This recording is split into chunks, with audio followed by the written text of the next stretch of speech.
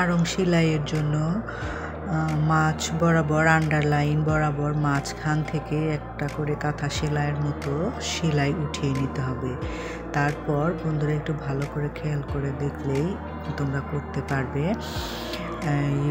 মাঝখানে বরাবর যে কাঁথা স্টেজে সেলাইটা দিয়েছি ওইখানে প্রথম সেলাইটার মাঝখান থেকে মাঝখানে সুই উঠিয়ে আবার ফাঁকা জায়গা সুই নামিয়ে একটু উপরে প্রথম সেলাইটা থেকে পরের সেলাইটা একটু উপরের দিকে দিতে হবে।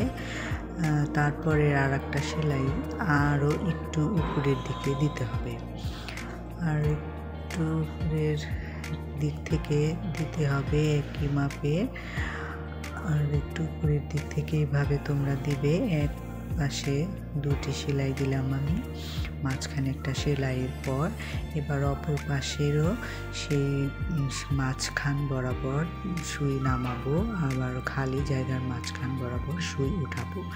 এভাবে এই পাশে আর একটা সেলাই দিয়ে নিতে হবে।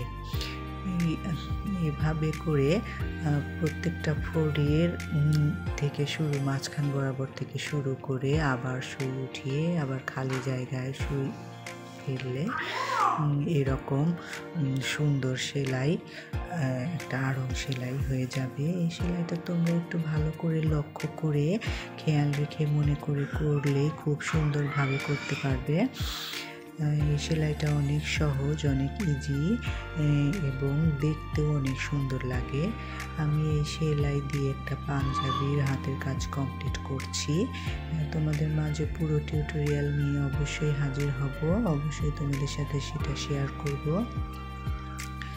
তোমরা দেখো আমার সেলাইটা কত সুন্দর হয়েছে। এইভাবে আড়ং সেলাই